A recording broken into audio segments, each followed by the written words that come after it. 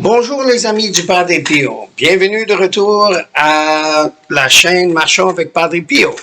Aujourd'hui, notre directeur, M. Jean Goyard, va nous parler à propos des paroles mystérieuses du Padre Pio, à propos d'un demi-siècle ou 50 ans. Il a parlé de ses 50 ans à un de ses amis et M. Jean Goyard va nous expliquer pourquoi. Alors, je vous laisse entre les mains de M. Jean Goyard. Nous espérons que vous allez partager cette émission avec vos amis, votre famille.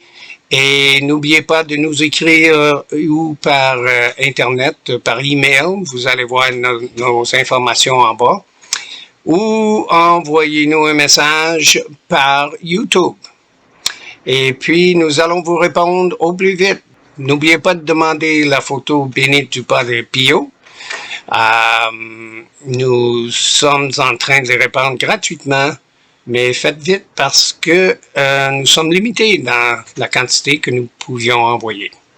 Alors, merci beaucoup, puis je vous souhaite une bonne journée, que le Saint Padre Pio vous garde.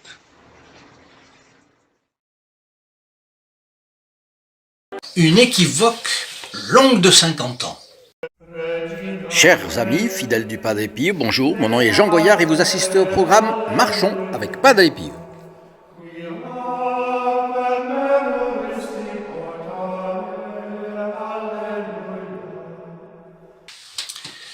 Une équivoque longue de 50 ans, mais qui ne concerne pas le Padre Pio, une âme avec laquelle il a eu affaire.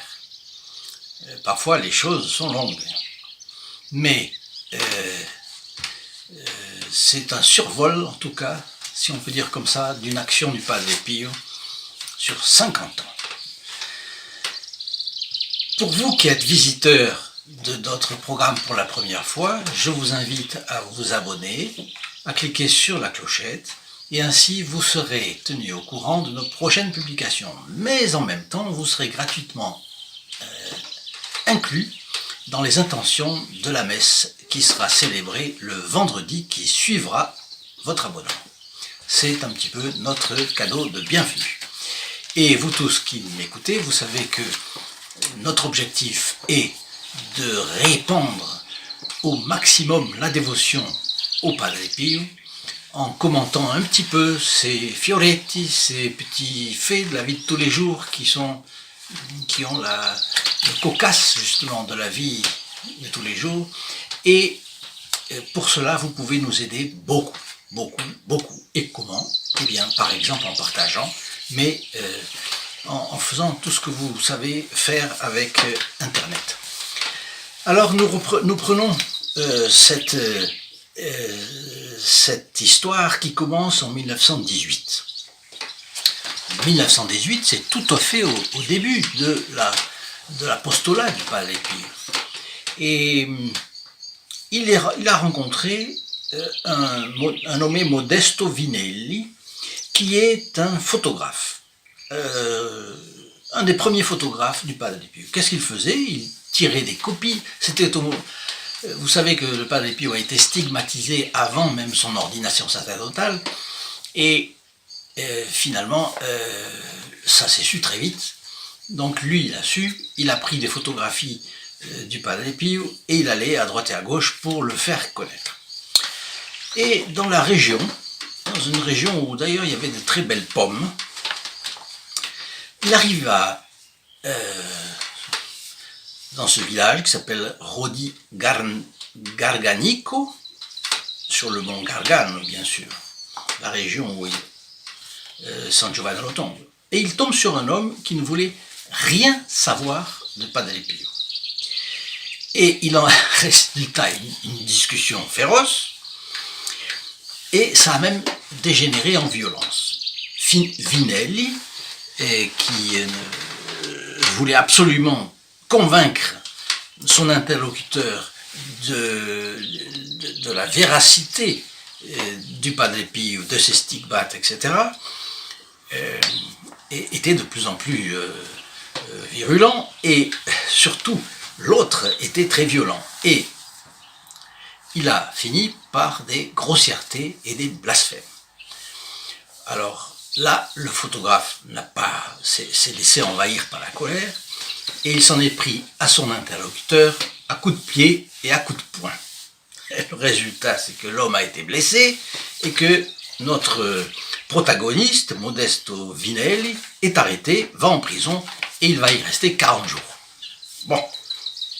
Alors après sa libération, donc, au bout d'un mois et demi, il va voir le Padre Pio. Et il lui dit, mon père, savez-vous, je suis allé en prison à cause de vous. Le Padre Pio lui demande, à cause de moi? Mais qu'as-tu fait? Et visiblement, il le savait certainement, mais enfin, disons. Et alors, Vinelli raconte ce qui s'est passé. Padre Pio répond qu'il faut être patient avec ceux qui ne pensent pas comme vous. Ça, c'est intéressant. Même dans les commentaires, j'ai remarqué, il y a des personnes qui ont du mal à... ce sont des gens de l'extérieur qui ne sont pas des fidèles du Padre Pio, mais enfin, disons comme ça, des gens qui semblent ne pas aimer les gens qui ne sont pas d'accord avec eux. Ils devraient pratiquer la bonté du Padre Pio vis-à-vis d'autrui, évidemment. Mais enfin, vous savez que la bonne éducation en France, ça a toujours été comme ça. Ça a été a priori, de faire confiance à quelqu'un qu'on rencontre pour la première fois. Mais il y a des gens, peut-être moins bien élevés que les autres, qui, eux, a priori, on le voit aujourd'hui en voiture, enfin pas ces jours-ci, on est confiné, mais disons, à Paris par exemple, on sent une rivalité immédiate avec les gens. Il y a des gens qui donnent l'impression d'être a priori contre vous, au lieu d'être a priori indulgent, bon, miséricordieux. Bon, ça arrive. Bien. Donc, le Padre Pio lui dit, à cause de moi, mais qu'as-tu fait? Donc Vinelli raconte ce qui s'est passé à Rodi Garganico. Et le Padre Pio insiste, il faut être patient avec ceux qui ne pensent pas comme vous. Et surtout que lui, Vinelli, doit contrôler l'usage de ses mains. Il aurait pu dire aussi les pieds. Bon, dans l'affaire, il avait tapé avec ses pieds et ses mains. Et le Padre Pio ajoute, Modesto, souviens-toi, nous avons 50 ans devant nous. Et que veut dire le Padre Pio avec ça? Vinelli comprend mal, mais il pense que, en réalité, il lui restait 50 ans à vivre. C'est comme ça qu'il interprète. Alors, chaque année, le 20 septembre, il se rend à San Giovanni Rotondo voir le Padre Pio, parce que le 20 septembre était un anniversaire des stigmates du Padre Pio. Alors, au fur et à mesure, chaque fois, le Padre Pio lui dit, il nous reste 49 ans, il nous reste 48 ans, il glissait dans la conversation, ça. À la 25e année, il allait tous les jours, et Vinelli va voir le Padre Pio qui lui dit, Modesto, 25 ans sont passés. Alors, vous savez, ça me rappelle que je connaissais quelqu'un qui disait en latin, personne dans la génération faisait qu'on apprenait le latin, le grec, etc. Bon. Tempus fugit irreparabile, c'est-à-dire le temps fuit irréparablement. En France, nous disons souvent, le temps perdu ne se rattrape jamais. Bon, il y a à boire et à manger dans cette formule, parce qu'en réalité, le temps perdu ne se rattrape jamais, c'est vrai d'un côté. D'un autre côté, à cause de la miséricorde de Dieu, et à cause des ouvriers de la dernière heure, on sait très bien, la parabole de l'ouvrier de la dernière heure, on sait très bien que le bon Dieu donne le paradis à celui même qui se convertit in extremis. Mais enfin, il y a beaucoup de vrai là-dedans. Alors le photographe se console à demi, parce que d'un côté, oui, 25 ans sont passés, ça passe vite le temps. Quand on a nos âges, mon âge, on se rend compte que ça passe très vite. Et Mais il se console parce qu'il dit, bon, j'ai encore 25 ans à vivre. C'est vrai, c'est passé très vite, mais bon, il y a encore 25 ans. Bien.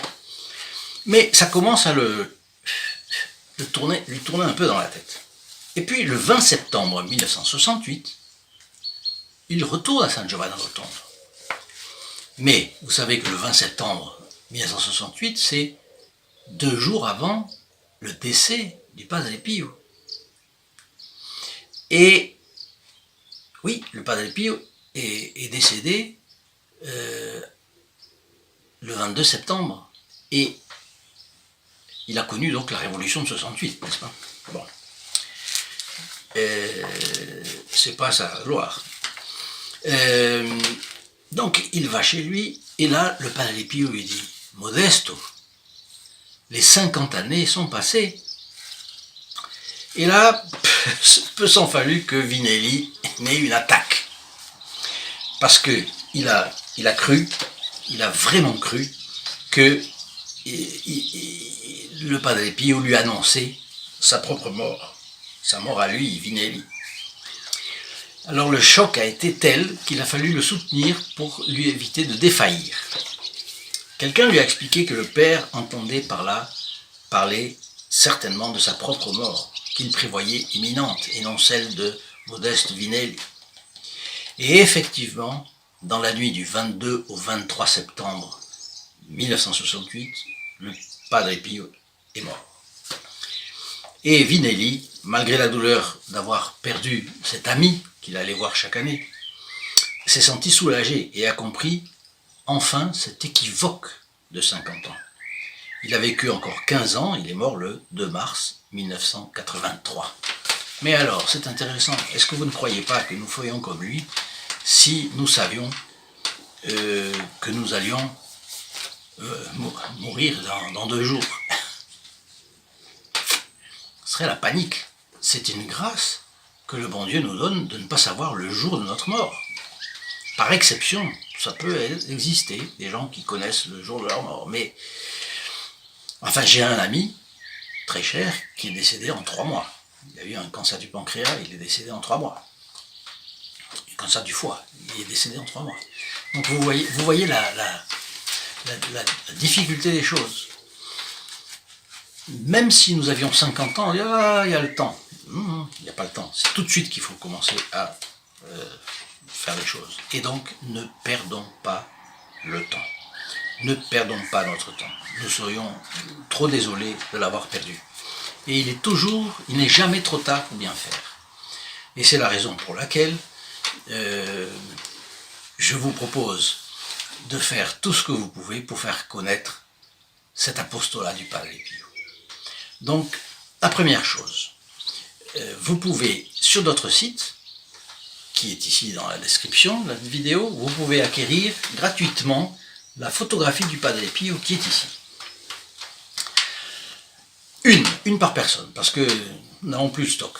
Mais, c'est très important de mettre le Padre Pio partout, surtout dans ces moments compliqués que nous vivons. Après, je vous donne spécialement rendez-vous sur la page de notre site qui est dédiée au groupe des protégés du Padre Pio. Et à l'occasion de ce petit détour par cette page, je vous propose tout simplement de faire un acte de charité, de prier, au moins une petite prière, pour les personnes qui sont membres de ce groupe. Parce que ces personnes-là, c'est un peu une famille. Les personnes prient les unes pour les autres. Je vous l'ai déjà expliqué, quand elles ont une intention, quand elles ont une énorme difficulté, elles la proposent et toutes les personnes prient pour elles. Bien. À cause de la communion des saints, c'est une énorme efficacité. Mais ces personnes nous aident régulièrement et c'est pourquoi nous pouvons distribuer gratuitement cette photographie. Deuxièmement, c'est la raison pour laquelle vous qui vous êtes abonnés, vous bénéficiez de la messe du vendredi qui suit votre abonnement, parce que vous savez qu'il y a toujours des honoraires de messe, ce sont ces personnes qui nous permettent de le verser au prêtre. Et il fallait bien que quelqu'un vous l'offre, n'est-ce pas? Alors, nous les remercions et vous pouvez les remercier avec une prière. Nous les remercions également en faisant célébrer pour eux une messe tous les vendredis de l'année. C'est-à-dire que ce n'est pas seulement le vendredi qui suit un abonnement. Non, non, non. Eux, ils ont une messe chaque vendredi qui est célébrée pour eux par ce même prêtre. C'est-à-dire que ils ont 52 messes dans l'année pour eux, plus les messes aux fêtes spécifiques du Padre Pio. Donc c'était quand même normal de notre part de le faire pour eux. Ensuite,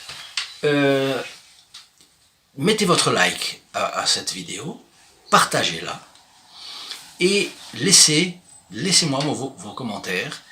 Je les lirai, j'y répondrai dans la mesure du temps disponible et surtout ça permettra d'avoir une interlocution et que je prise beaucoup. Donc je vous souhaite une excellente journée, je vous souhaite la bénédiction du Padre Pio, bien entendu, je vous la souhaite de tout cœur et je vous dis à très bientôt de nouveau autour du Padre Pio. In nome del Padre, del Figliolo e dello Spirito Santo, e così sia. Sia lodato Gesù e Maria, e